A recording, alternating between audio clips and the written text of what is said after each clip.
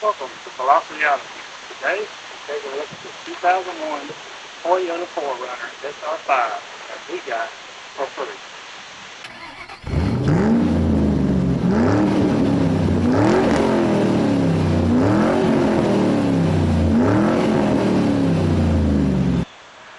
Now, like I said at the start of the video, this is a 2001 Toyota 4Runner SR5 we got for free. My sister and brother-in-law decided to give this vehicle to us.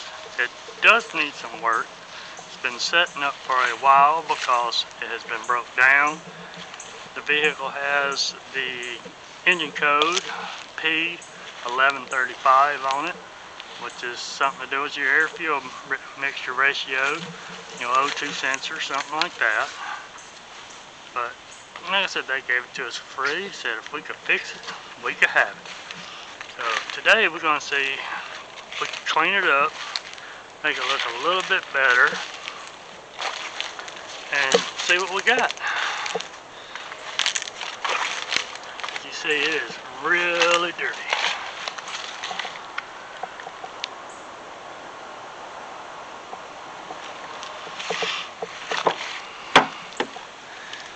We did take time yesterday. We vacuumed it out a little bit. Got a bunch of change out of it and whatnot.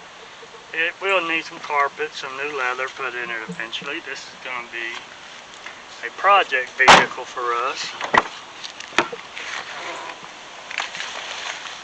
We're not 100% sure which direction we will be going with it.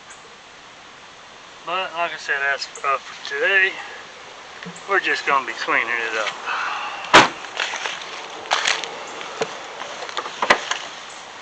Cargo area.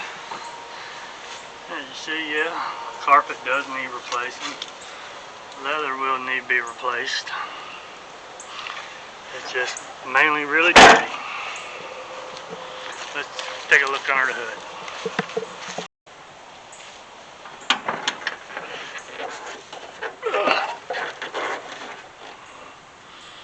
And it does have the 6-cylinder in it, 3.4 liter. It ran pretty good yesterday when I drove it home. Other than that air-fuel mixture, it struggled on some of the hills, and taking off. But for the most part, it did run pretty good. But that's what it looks like as of now. Let's see what it looks like after we clean it up and pressure wash it a little bit. As you see right here, there's a little bit of problem with this fender. Something hit it right there. That light's knocked loose. But all in all, a pretty solid rig. Let's get it cleaned up and see how it looks.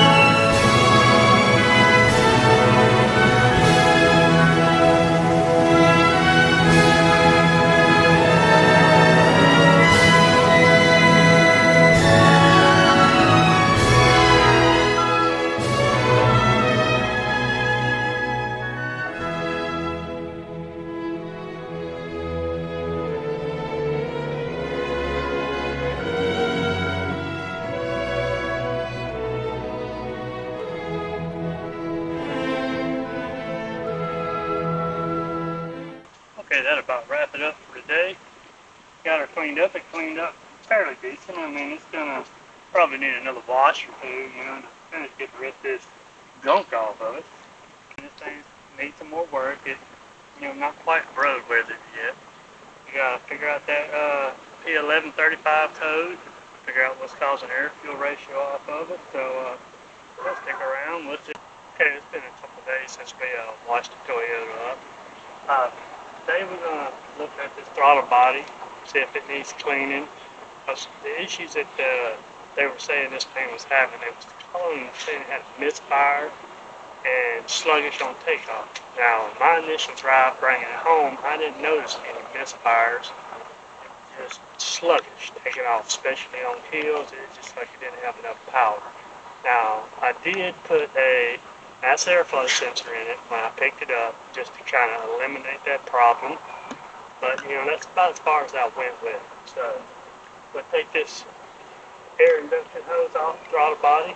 Let's take a look in there and see what we can see inside of there, see if there's dirt and stuff built up on the butterflies.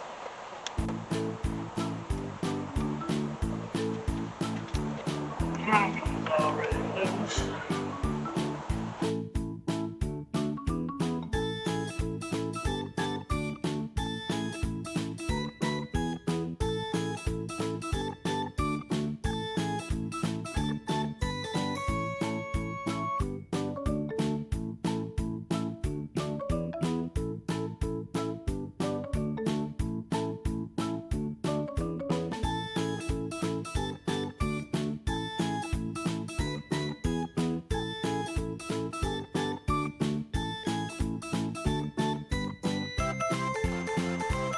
Alright, I'm gonna grab a flashlight so we see up in there. Okay, I hope you see in there fairly decent. It don't look too terrible up in there, but I think we will go ahead and give her a cleaning. At least we can rule that out.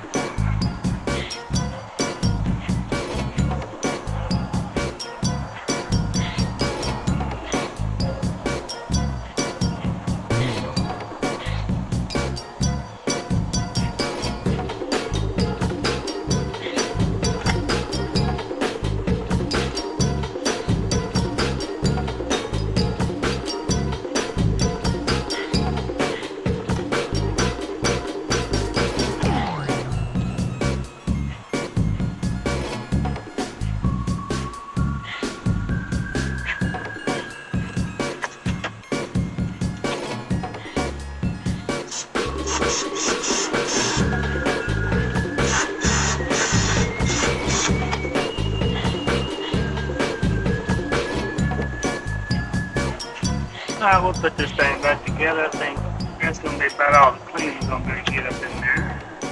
Now, completely removing that throttle body.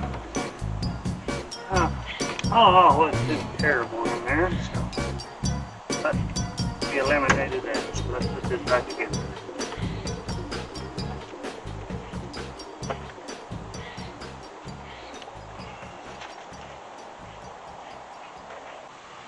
Okay, I got everything back together there. I did go ahead and adjust the throttle cable here. It's real simple, you know, these two jam nuts, you just break them loose. Adjust the cable, don't get it too tight, you don't want to owl it up or nothing like that, but that one was a little loose, so I adjusted it out a little bit. You know, you get a new project, go over it, you know, check all your vacuum lines, you know, what I need to do, double check all of them, make sure no leaks on those. Check your belts, your hoses. This one's going to need hoses for sure. That other one feels kind of crunchy. I need one belt down there. I don't know if you can see that. AC belt, it was broke when I picked it up. We do know we need the oxygen sensor because we got that air fuel heater code coming up. And see if I can get this air filter out here with one hand, which, yep, there we go. Air filter don't look too shabby, but might as well get one of those while I'm at it. Okay, once you go over everything, don't check all your stuff, like I said, your hoses, your belts, you know, air filter, all this stuff. Make you a list, get your parts ordered, you know, and that's what we got to do here. We're going to get our parts ordered, and we'll get back on this at a later date.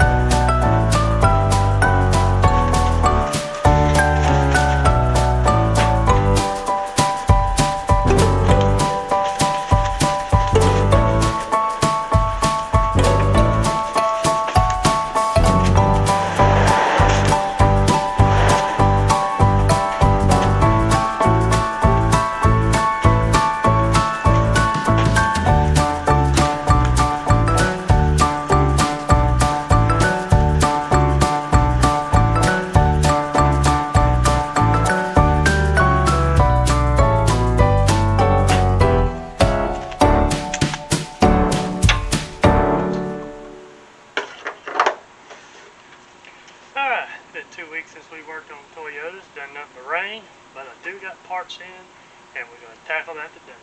We got a new fuel filter to put on this thing, and we got that O2 sensor to hopefully take care of that engine code we had. Can't remember the number now, and it's been a couple weeks, so we'll get them two things knocked out. I also got new belts for it, and a new upper radiator hose. Let's see if we can get this stuff tackled before any rain moves in on us this evening. Oh yeah, and just a reminder, if you're using this old style set of ramps like I'm using here, be sure to put a chalk behind your rear tires. You do not want the vehicle to roll on top of you. That would be a bad day.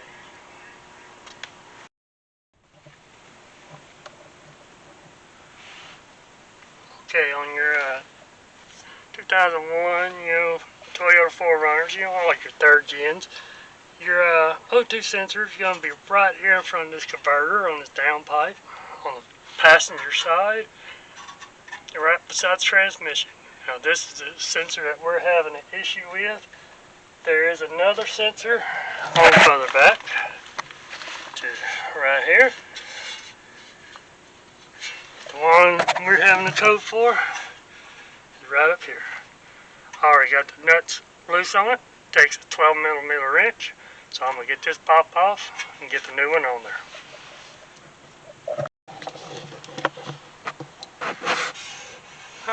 now that you got your O2 sensor in there, my recommendation is when reapplying and putting your nuts back on, put a little anti-seize on them, because you know this area gets excessive amounts of heat. You'll like for them nuts to come loose if you ever have to take that back off. That anti-seize will help keep them from seizing up on there, and hopefully they won't break off next time. Now let's move over to the other side. On the driver's side, get the camera position right here. Let's get the fuel filter change out. You're going to need a 14 millimeter, a 19 millimeter, and a 10 millimeter on this bolt on top. Pop the filter off, put your new one in.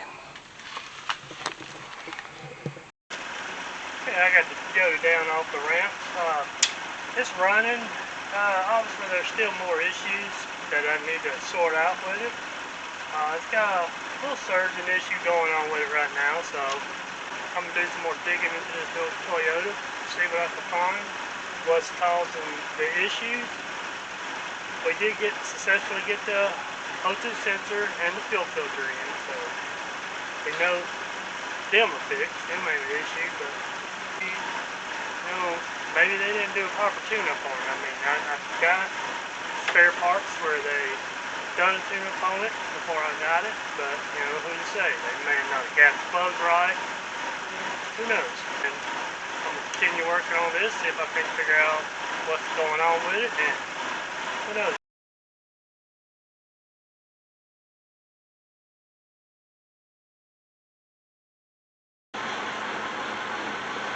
Okay, we're gonna call it today. We got our O2 sensor in, we got the fuel filter in. It's running better. It's gonna need to be driven. It was sputtering and stuff at first, but it's been sitting up for 2 or 3 weeks now since I first cleaned it, and it could just stuff built up in it. Anyways, we got the O2 sensor in, we got the fuel filter in, we got it cleaned up, we got it running. Needs to be driven some, and yeah, we're gonna go from there with it. I still got to put the belts on it, the upper radiator hose, and I believe it might be okay. Again, this is our 2001 Toyota 4Runner SR5 that was given to us. So if we can fix it, we can have it, and we're on the verge of getting it fixed. Thanks for watching. Have a nice day.